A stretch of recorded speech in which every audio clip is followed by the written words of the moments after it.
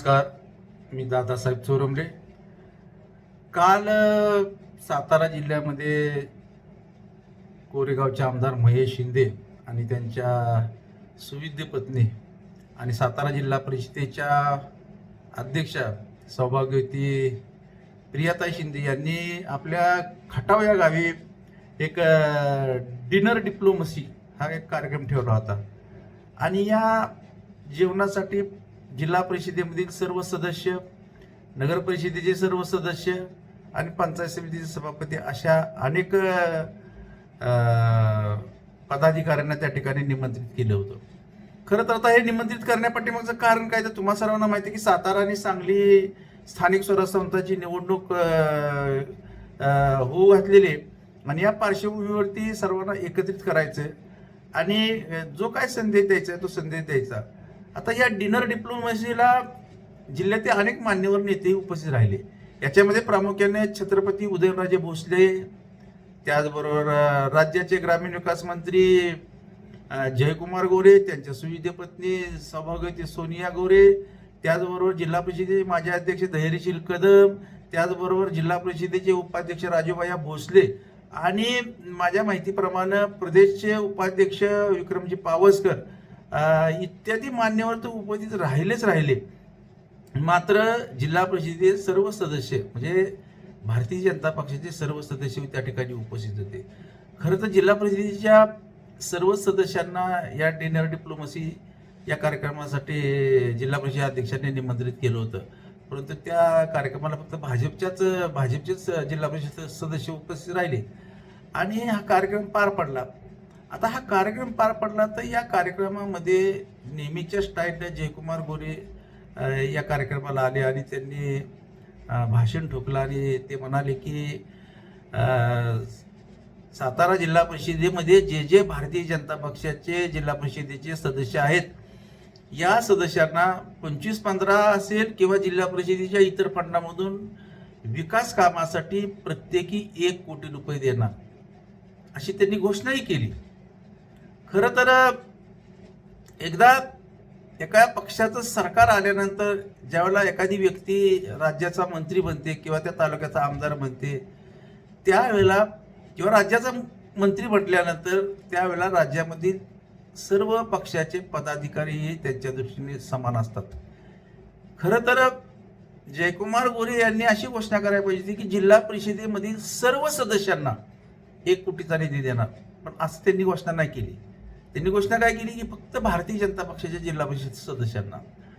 म्हणजे ठीक आहे, आता राजकारणच या पद्धतीने सुरू आहे आणि त्यांच्या स्टाईलनं त्यांनी नेहमीप्रमाणे आपलं ते बोलून गेले असले तरी पण मात्र या डिनर डिप्लोमसीची अजून एक खुमादार चर्चा चालू होती. त्याच्यामध्ये एका दादाचा चेहरा पडलेला होता. म्हणजे ते दादा कोण तर जिल्हा परिषद आपल्या जिल्ह्याचे भाजपचे माजी अध्यक्ष धैर्यशील कदम. आता यांचा चेहरा का पडला तर आता तुम्हाला माहिती आहे की स्थानिक स्वराज्य संस्थांची निवडणूक आहे आणि या निवडणुकीसाठी सातारा आणि सांगली या दोन्ही मतदारसंघ, सातारा आणि सांगली या स्थानिक स्वराज्य संस्थांच्या मतदारसंघामध्ये धैर्यशील कदम तिकिटासाठी खूप मोठ्या प्रमाणावरती इच्छुक आहे. मात्र त्यांच्याबरोबरच जिल्ह्यातले अनेक नेते देखील इच्छुक आहेत. मंत्री गोऱ्यांचे बंधू शेखर गोरे हे सुद्धा इच्छुक आहेत आणि त्याचबरोबर उदयनराजांनी आपले कट्टर समर्थक काटकर यांच्या नावाचं हे नाव पुढे केलेले.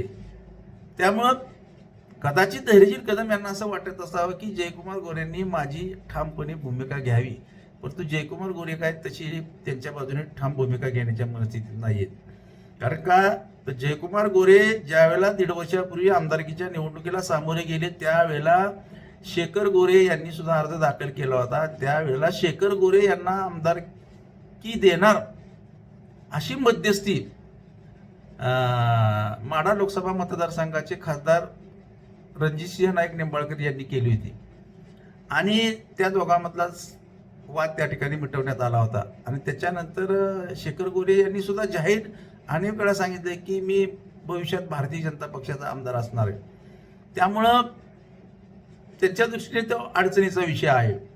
परवाच एक पत्रकार परिषद झाली त्याच्यावरती सुद्धा जयकुमार गोरे यांना विचारलं की तुमचे बंधुराज शेखर गोरे हे जे तिकीट मागतात ते त्यांनी सांगितलं की ठीक आहे, ते तिकीट जरी मागत असले तरी पण त्या तिकिटाच्या स्पर्धेमध्ये 4 उमेदवार आहेत आणि पक्षश्रेष्ठी ज्याला उमेदवारी देईल त्याचं मी प्रामाणिकपणे काम करणार आहे, असं त्यांनी आपलं नेहमीच्या स्टाईलमध्ये सांगून टाकलेलं आहे. आता खरी अडचण कोणाची होणार आहे तर त्यावेळेला सर्वात पुढं माजी खासदार रणजितसिंह नाईक निंबाळकर यांनी शेखर गोरेंना शांत केलं होतं आणि त्यावेळेस शेखर गोरे सुद्धा म्हणाले होते की रणजित दादा तुम्ही शब्द देताय, तुमच्या शब्दाखातीर मी आता उमेदवारी मागे घेऊन जयकुमार गोरे यांना मदत करतोय. मात्र आता भविष्यात काय होईल हे काय आतापर्यंत सांगता येणार नाही. बरेच आता पोलाकडनं पाणी जाणार आहे. तुम्हा सर्वांना माहिती आहे की त्या मिटिंगला म्हणजे जी डिनर डिप्लोमसी झाली त्या कार्यक्रमाला राष्ट्रवादी काँग्रेस पक्षाचे आमदार सचिन पाटील हे सुद्धा हजर होते आणि ते हजर असल्यामुळं तो एक विषय खूप मोठा चर्चेचा बनलेला आहे. खरं तर सचिन पाटलांची अडचण काय होती की सचिन पाटील नावाला त्या पक्षामध्ये आहेत, मात्र ते शरीराने पूर्णतः भारतीय जनता पक्षात आहेत. कारण का त्यांना निवडूनच मुळात माजी खासदार रणजितसिंह नाईक निंबाळकर यांनी आणलेले आणि रणजितसिंह नाईक निंबाळकर या जिल्ह्यामध्ये भारतीय जनता पक्षाचं काम करतायत. रणजितसिंह नाईक निंबाळकर यांना डावलून सचिन पाटील काही करू शकत नाही. फक्त पक्षाने शेवटच्या क्षणी इथलं तिकीट राष्ट्रवादी काँग्रेस पक्षाला गेलं, त्यामुळे भारतीय जनता पक्षाने हा राष्ट्रवादी काँग्रेस पक्षाला दिलेला उमेदवार होता. फक्त त्यांच्या तिकीटावरतीच निवडून आले, मात्र ते पूर्णतः भारतीय जनता पक्षाच्या विचाराचे आहेत असं म्हटलं तर काही चुकीचं ठरणार नाही. आणि मग आता या डिनर डिप्लोमसीमधून नेमकं कुणाचा फायदा झाला, कुणाचा तोटा झाला, हा जिल्ह्याच्या राजकारणात एक चर्चेचा विषय ठरलेला आहे आणि त्याच्यावरती आता खुमारदार चर्चा रंगू लागलेल्या आहेत की या डिनर डिप्लोमसीमधून नेमकं काय साधलं, कुणाचा फायदा झाला, कुणाचा तोटा झाला. या डिनर डिप्लोमसीला राज्याचे बांधकाम मंत्री शिवेंद्रसिंह राजे भोसले हे अनुपस्थित होते. म्हणजे जिल्ह्यामध्ये तसं पाहायला गेलं तर पूर्वीपासून गटातटाचं राजकारण आहे. जरी नेते मंडळी एका पक्षात असले तर या ठिकाणी जिल्ह्यात गटातटाचंच राजकारण चालतं आणि गटातटाच्या राजकारणामुळेच यापूर्वी काँग्रेसला खूप मोठा त्याचा फटका बसलेला आहे आणि हे काँग्रेसचे सगळे नेते भारतीय जनता पक्षामध्ये आता गेलेले आहेत आणि भविष्यातही भारतीय जनता पक्षाला या गटबाजीचा फटका बसला तर नवल वाटायला नको.